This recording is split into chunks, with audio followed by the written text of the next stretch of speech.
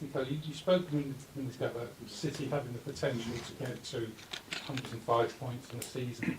They're possibly going to win 5 titles in 6 years. Is there a worry that they're becoming so dominant, it's almost becoming like a Germany where one club is miles ahead of everyone else? I don't know. We are still there with 2 games to go against Manchester City. After 36 games and 10 months of competition, that's what we want to do. We want to look after ourselves, and in every competition that we are, can we take it to April, be in the best possible position in April. That's this season. When we got there, we started to have big injuries and certain moments where that paid off, and be there. And what the other teams can do is nothing that we can control. But you could get 87 points and still finish 5 or 6 points behind in the season. They're setting an incredible high standard. Shake hands and congratulations. What can you do? And can I also ask, I mean, you mentioned there about you're not going to bottom. Obviously, you don't want to reward them, you want to make them win this on Sunday rather than you just handing it to them. But there's this narrative about Arsenal bottling it. Does that annoy you when people talk about that sort of thing? These are opinions that have to be respected. But it's a strange narrative, as you say, that bearing in mind you've gone so long at the top of the table. And that's when you generate expectation that happens. I think my biggest struggle is as a manager is this, that you created a huge expectation, and it happened with the players the other day. When you feel it's coming away from you, it's difficult to manage that feeling, and you will put it in certain words. I will use a different one, someone else will use a different. You have to respect that. What you cannot deny is that you have competed at least till tomorrow for 10 months with one of the best teams in the history of this league, and you've done it being in front of them and with the resources that we have, and that's big credit to the club and the players for sure. You've got a lot of players in the squad who come on this journey with you in the past 2 or 3 years, but in any journey, some players don't last the whole length of it. You have to refresh your squad and evolve, I guess, which I guess it is what you'll do this summer. Are you going to have to make some tough decisions this summer with your squad? We try to make the right decisions. Tough decisions sometimes is something that depends on you. Sometimes depends on players that they want to seek or look for a different challenge. It all depends. We will sit down at the end, evaluate where we are, what we can do, how we're going to get better, which is the main aim, and be in the best possible condition next year to compete. Can I also ask, at the end of the Brighton game, a lot of the players looked very dejected, but when we saw you afterwards, I don't think we've seen you look that disappointed all season. Obviously, it was your job to come in and lift the players on Tuesday. How did you lift yourself in between?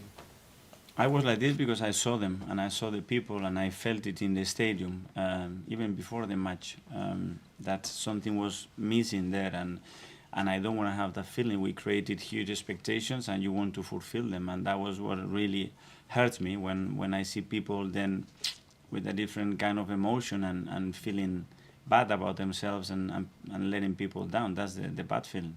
So what did you do between Sunday and Tuesday to be in the frame of mind to convince the players it was all right? Heal myself first for 24 hours that I needed because it was painful, and then live with the moment, live with the situation, and try to change it straight away, and give them all the support, help that they need to be better, to learn from it, and to face tomorrow's as a challenge, an opportunity again to put something right. Gary? How do you heal yourself? How do you heal yourself away from football? What's your switch off away from football? Sometimes you just go in bed and just cover in bed like this for 12 hours and don't speak to anybody.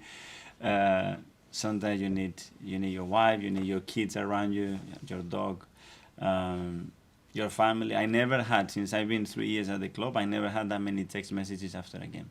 It was incredible. I think it was 122 messages that I had, all talking about what we've done. It's a don't lose please perspective of what you guys have done.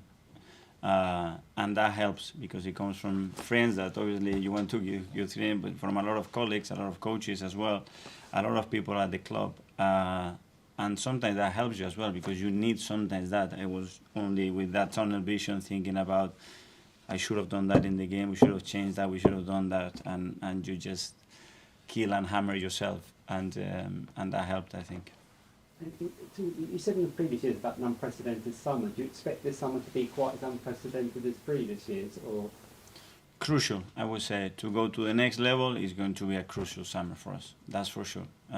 First of all, to make sure that we maintain everything that we have at the club right now, that we maintain the expectations, that we maintain that enthusiasm and energy that is around the place, and we have a proper preparation to fulfill the objectives and the challenges that we're going to have next season. One last one. Can I ask about the chocolate Labrador, if you don't mind, the dog?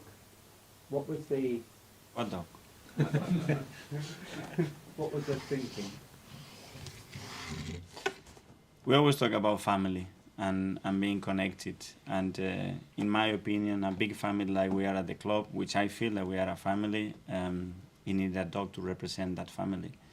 I think there are still things at the club that can be done to connect with people, to be more caring with people, to show love.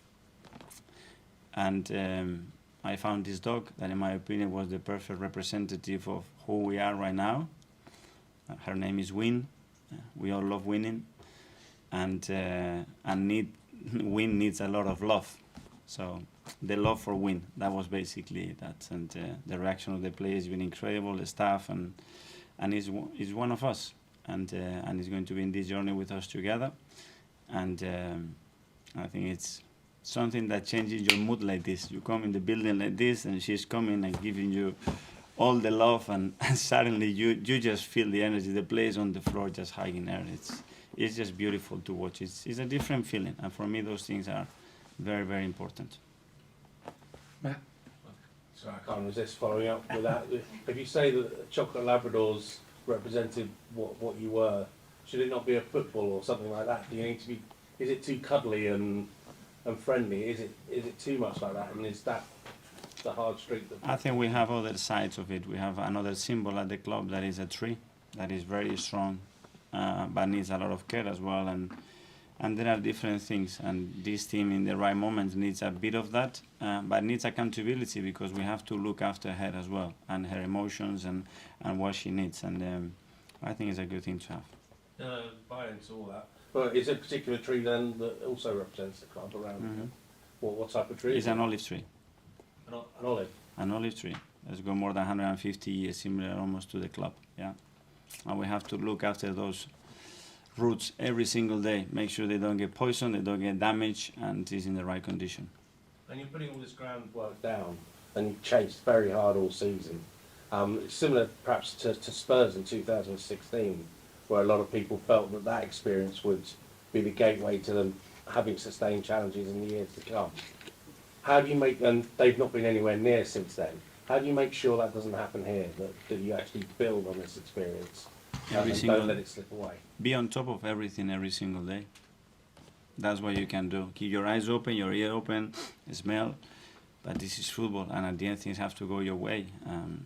You need people to be healthy. You need your players to be healthy to compete with the top teams in this league. And in the crucial moment, you need that everybody at your best, physically, mentally, in terms of confidence. There's a lot of factors that contribute to a team at the end, winning or not winning. The margin there is just minimal, and we are there. And just finally, do the fans need to learn that a little bit as well? Because as a neutral, I felt very sorry for the players and for yourself that the way the Emirates emptied after the second goal went in against Brighton. I didn't think that was particularly respectful for everything you've done this season. Do the fans kind of need to get on board as well? The fans have been incredible with us, and that's ways of responding to frustration is nothing different. And we talk about this week, you have two different routes when you are in this pathway now. Is you go through the frustration route and that dictates the next 2 weeks, or you go to a different one that is okay, what we can still achieve.